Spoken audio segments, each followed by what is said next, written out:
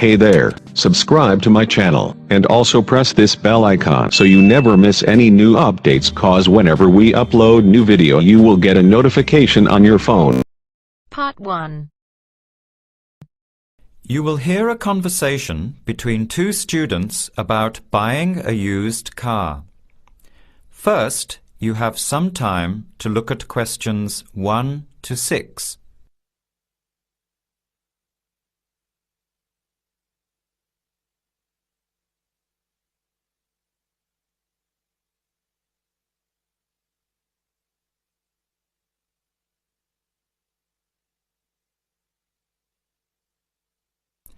Answer the questions as you listen. You will not hear the recording a second time. Listen carefully to the conversation and answer questions 1 to 6.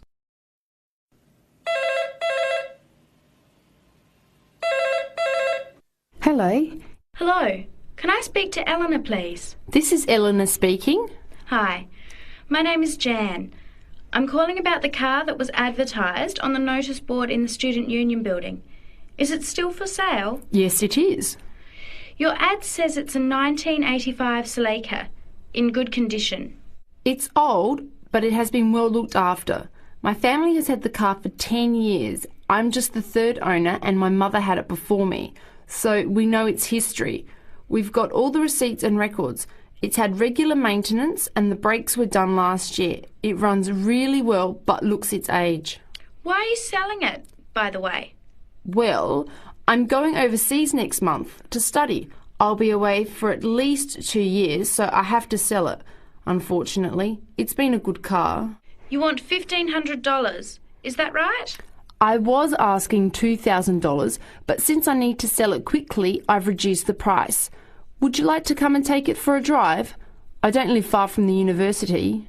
Yes, I'd like to have a look. What time would suit you? Any time this evening is fine. Well, I finish classes at 6 o'clock. How about straight after that? Say 6:30? Great, I'll give you directions. When you leave the main gate of the university, turn left on South Road and keep going until you get to the Grand Cinema. Take the first right, that's Princess Street. I'm at number 88 on the right. So it's 80 Princess Street? No, it's 88 Princess Street and the suburb is Parkwood. You'll see the car parked in front. It's the red one with the for sale sign on it. Okay, thanks Eleanor. I'll see you later. Bye.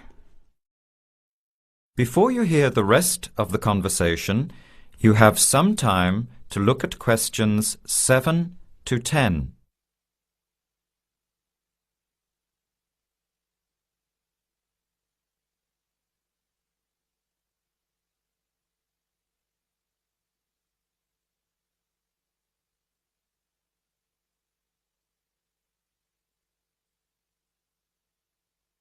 Later that day, at the university, Jan meets up with her friend Sam and tells him about the car. Hi Sam. Hey Jan, what's happening? I'm glad I ran into you. I've decided I have to get a car. You're going to buy a car? Do you really need one? I'd probably still be driving except that my car broke down last year. Instead of getting another one, I just moved closer to the university and went back to riding a bike. Better for the environment, better for my health, and I save a lot of money. Did it really cost that much? Well, when you think of registration, insurance, rising petrol costs, parking plus maintenance and repairs, it adds up. I know it's going to be expensive, but I really need my own transportation. It takes half an hour by bus each way to university as it is. But now I'm working at night in the city. There's no way I want to hang around waiting for a bus late at night, then walk 3 blocks home alone. Hey, I think you've got a point there. So what kind of car are you looking at? It's an 85 Celica, same kind as I used to have. The owner's asking $1,500. That's pretty old. How many kilometres has it done? You know, I forgot to ask. I'll have to check tonight when I go to see it. Would you be able to come with me to have a look? At about 6:30? Sure, I'll come, but I don't know a lot about cars. I do know one thing, though. I wouldn't buy an old car without having a mechanic look at it first. That's a good idea. But won't it cost a lot? Not really. You can get a check done through the Automobile Association for $80, and it comes with a report on the condition of the car. It can save you a lot of money in the long run. I'll keep that in mind. So we have to get to Parkwood at 6:30. Do you want to take the bus? It goes straight down South Road every 15 minutes. Or maybe we could walk. I don't think it's that far. Actually, I could borrow my roommate's motorbike for an hour or so. He's working all evening in the library. Do you think he'd mind? No way. He owes me a favour or two. Okay, great. See you at 6, outside the student centre. That is the end of part 1. You now have half a minute to check your answers.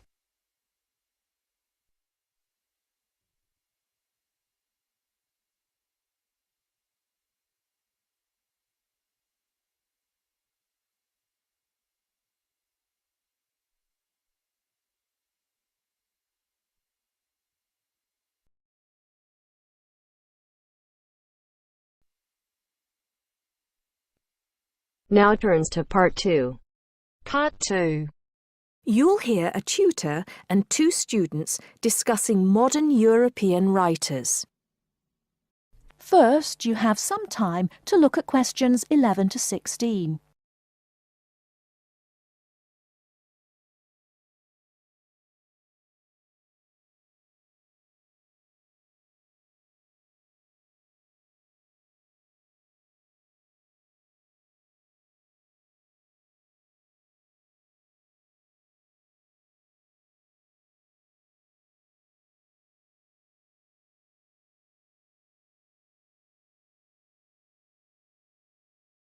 Now, listen carefully and answer questions 11 to 16. Okay, so to continue our look at modern European writers who have focused on the future in their work, today we're talking about H.G. Wells. Last week, I asked you both to do some background research on Wells, which we're going to discuss now. Gitanjali, tell us about H.G. Wells. Right. So, H.G. Wells was a hugely successful British science fiction writer, writing at the end of the 19th and the start of the 20th century, and much of his work focused on predicting the future. Jason, do you think Wells was just using the future as a narrative device in his fiction? No. He really believed we can predict the future. In fact, he gave a speech at the Royal Institution in London in 1902 called The Discovery of the Future. And the point he was making was that by looking at what you know about the present and about science, it's quite possible to predict the future. Indeed. Gitanjali, do you think Wells was always optimistic in his predictions? Not at all. In fact, he varied in his predictions from being extremely pessimistic about the future to being optimistic. Interestingly, one theory I read links the attitude in Wells's work to his own health. When he was writing The Time Machine, which was published in 1895, he'd just been diagnosed with an incurable fatal disease. Not surprisingly, the book is very pessimistic, being about a dystopia in the future, a long time in the future, the year 802-701 in fact, where there are 2 races on Earth, the Morlocks and the Eloi, and the Morlocks actually eat the Eloi. I thought it was interesting, though, that it was H.G. Wells who actually came up with the phrase time machine. So despite being pessimistic, the work has had a lasting effect on our culture. Right. After The Time Machine, though, H.G. Wells didn't die, of course, and his recovery might be why he began to be a bit more optimistic about the future. So that brings us to his first utopia, Anticipations. Jason, tell us about that. Well, anticipations, or to give it its full title, Anticipations of the Reaction of the Mechanical and Scientific Progress upon Human Life and Scientific Thought, was published in 1901 and was set in the New Republic of the year 2000. Some of the things Wells predicts are fairly close to our reality today, including 24-hour news, global telecommunications, and even a European Union. We'll come back to the accuracy of Wells's predictions a little later. Gitanjali, how was Wells's work received at the time? Well, although Wells was extremely successful, not everyone respected his work or his predictions. Another well-known science fiction writer, Jules Verne, viciously attacked him for works such as The First Man in the Moon, which Verne argued weren't rooted in scientific fact at all. That's right. Now, Wells wrote a number of other utopian visions of the future. Jason? Yes. In A Modern Utopia, published in 1905, his vision was of a world where there's no private property, where everyone has access to wonderful healthcare, and interestingly, where everyone's personal information is stored on cards in a central database outside Paris. Apart from the healthcare, I'm not sure everyone today would see that as a positive view of the future. Neither am I. And, on a similar note, Wells strongly believed in population control and in The Shape of Things to Come, which was published in 1933, he sees and supports a world where the population is kept at 2 billion. Once again, I'm not sure most people today would necessarily see that as a good thing. Before you hear the rest of the talk, you have some time to look at questions 17 to 20.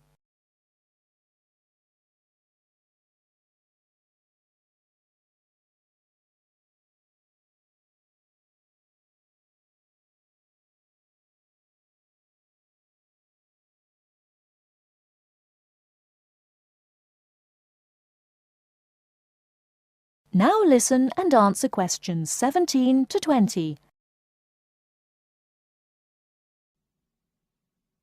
Gitanjali, in your research, did you come across anything about the world brain? Yes, I did. It's actually very interesting. Throughout the 1930s, Wells predicted and supported the setting up of a huge world encyclopedia. And towards the end of the decade, in 1938, he wrote a series of essays called World Brain.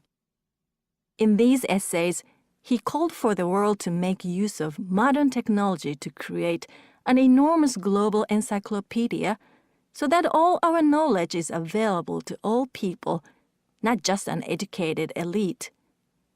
Wells envisioned this as probably being on microfilm.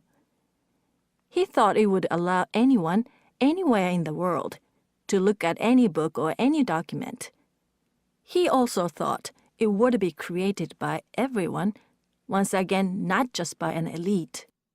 Yes, and as you can imagine, many people today say that the internet has basically fulfilled his prediction.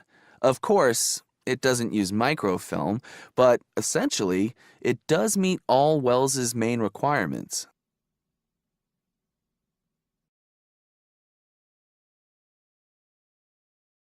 That is the end of part 2.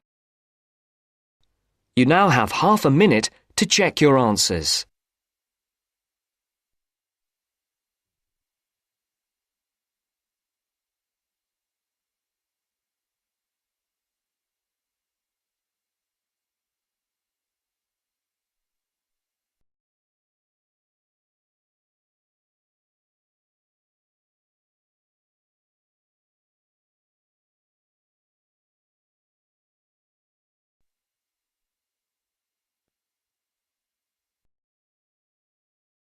Now turns to part 3. Part 3. You are going to hear a conversation between an interviewer and a professor. First, you have some time to look at questions 21 to 26.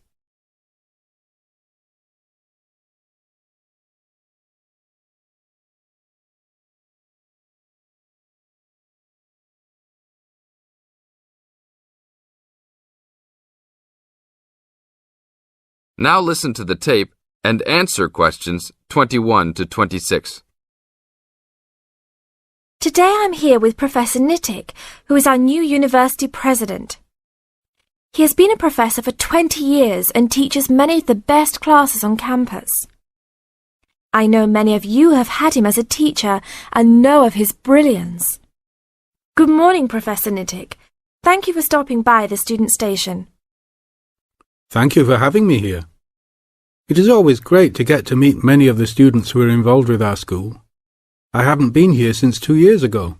Yes, I remember at that time you were still teaching every semester. 2 years later, you're only teaching every once in a while. But it seems like you are still always busy. The administration world is just as busy as the teaching world for you. How do you stay in touch with the university, even with the change in your everyday duties? I try to stay in touch with what is popular with the university students. I usually spend time with as many students as I can. They usually give me insight into what the new concerns and beliefs are for the new generation. On top of that, I try to be as youthful as I can. I consider myself to be youthful, at least for my age. So I always have a good time and try to stay young. I try my best to not just be a teacher, but also participate in university life. Interesting. So are you still doing lots of academic work, or are you mostly concentrating on administrative affairs? Well, I mostly do administrative affairs now, but that doesn't mean that I still don't have a very deep interest in academic matters. I often visit other campuses around the world and meet other professors in my field. I learn the most by travelling and seeing the different places of the world and the different fields of thought. I even did a television programme last month in Manchester. Will you be on television any time soon then? Well, you can call the television station and see if I will be on television any time soon. Maybe I will be on the news report. I don't think it is really that significant, though. Oh, really? That sounds great. I will remember to look out for you. Let's move on. With all your busy travelling recently, how do you find time for your personal life? I try to keep my university life separate from my personal life. Sometimes it's hard to find time to just take my wife and 3 kids out for a family dinner, but usually we all manage to get together every few days. I'm taking a few weeks off next month to take my family down to South America, to Brazil for a few days. I can't wait to just sit on the beach. Wow, that sounds like a wonderful trip. Professor Nittick, could you tell the audience a little about what goes on in an average day of a university administrator? An average day? Oh, I don't think there is such thing as an average day for me. The last few weeks I've been travelling all the time. I can be in Los Angeles in the morning and in New York by the afternoon and back to Los Angeles by the evening. Sometimes I will spend the whole week at a new university, showing the new administrators the ins and outs of running a university. Sometimes I can spend the whole day in the office on the phone, so there really is no average day for me. I guess that is because I do so many different tasks. Sorry to let all the viewers down, but that is the plain truth. Now look at questions 27 to 30.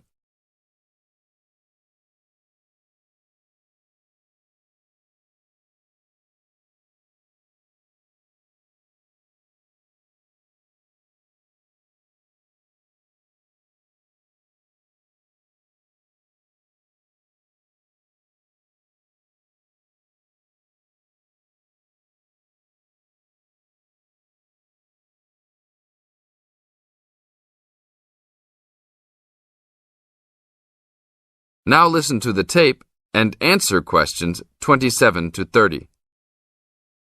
Well, I guess I can sum it up for them. You are a busy man. That is probably a good description.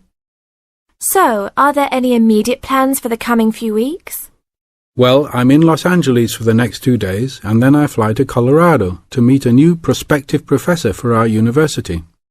I will be in Colorado for about a week. Then I go to Japan for the next 10 days to meet with our university branch in Japan about record sales there. After that, I return to Los Angeles for a week, just in time for the graduation of the class of 2001. There you have it, my next month's schedule. Thank you very much, Professor Nittick. I always enjoy having you on our show. We hope to have you back on our show next time.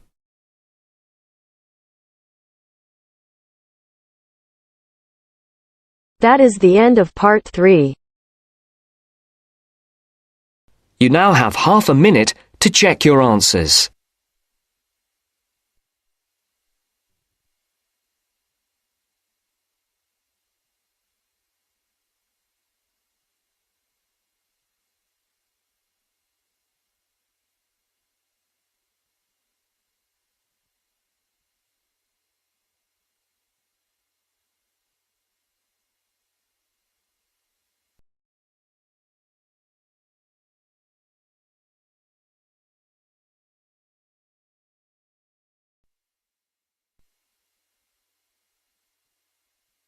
Now turns to part 4.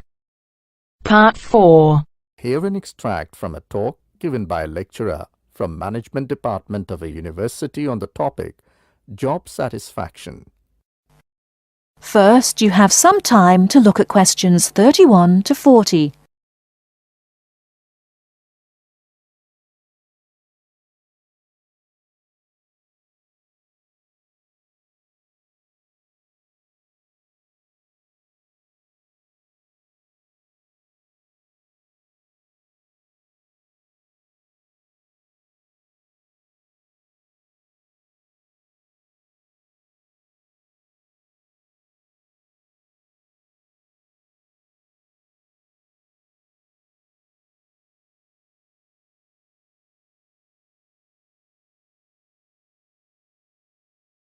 Now listen carefully and answer questions 31 to 40.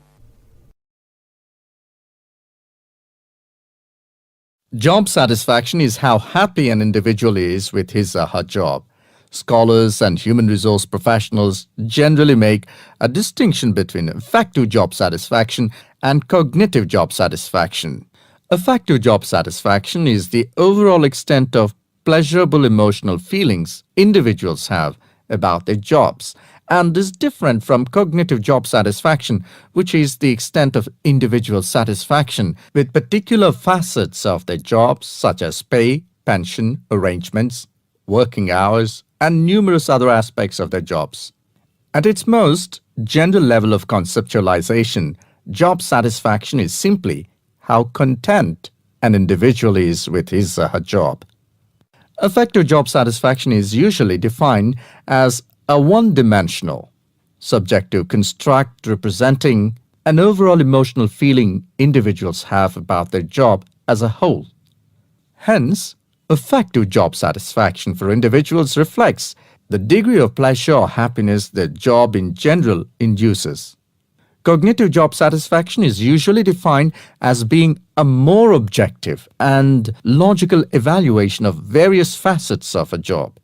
As such, cognitive job satisfaction can be one-dimensional if it comprises evaluation of just one aspect of a job, such as pay or maternity leave, or multidimensional if two or more facets of a job are simultaneously evaluated. Environmental factors. One of the most significant aspects of an individual's work in a modern organization concerns the management of communication demands that he or she encounters on the job. Demands can be characterized as a communication load. Individuals in an organization can experience communication overload and communication underload, which can affect their level of job satisfaction. Communication overload can occur when an individual receives loads of message in a short period of time, which can result in unprocessed information, or when an individual faces more complex messages that are more difficult to process.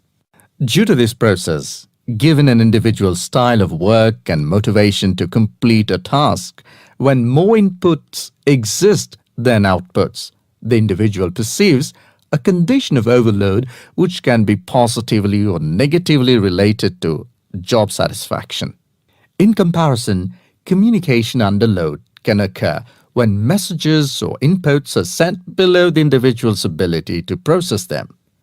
According to the ideas of communication overload and underload, if an individual does not receive enough input on the job or is unsuccessful in processing these inputs, the individual is more likely to become dissatisfied, aggravated, and unhappy with their work that leads to a low level of job satisfaction.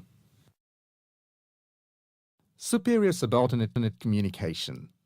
Superior subordinate communication is an important influence on job satisfaction in the workplace. The way in which subordinates perceive a superior's behavior can positively or negatively influence job satisfaction. Communication behavior such as facial expression, eye contact, vocal expression, and body movement is crucial to the superior-subordinate relationship. Non-verbal messages play a central role in interpersonal interactions with respect to impression formation, deception, attraction, social influence, and emotional bonding. Individuals who dislike and think negatively about their supervisor are less willing to communicate or have motivation to work, whereas individuals who like and think positively of their supervisor are more likely to communicate and are satisfied with their job and work environment. A supervisor who uses non-verbal immediacy, friendliness, and open communication lines is more likely to receive positive feedback and high job satisfaction from a subordinate. Strategic employee recognition. Employee recognition is not only about gifts and points. It's about changing the corporate culture in order to meet goals and initiatives, and most importantly, to connect employees to the company's core values and beliefs. Strategic employee recognition is seen as the most important program, not only to improve employee retention and motivation, but also to positively influence the financial situation. The vast majority of companies want to be innovative, coming up with new products, business models, and better ways of doing things. However, innovation is not so easy to achieve. A CEO cannot just order it and so it will be achieved. You have to carefully manage an organization so that over time, innovations will emerge. Individual factors. Mood and emotions form the effective element of job satisfaction.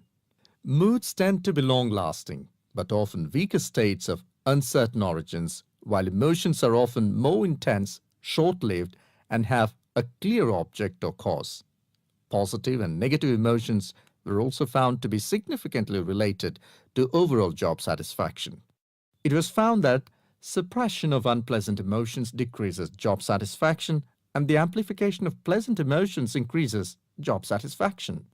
There are two personality factors related to job satisfaction: alienation and locus of control.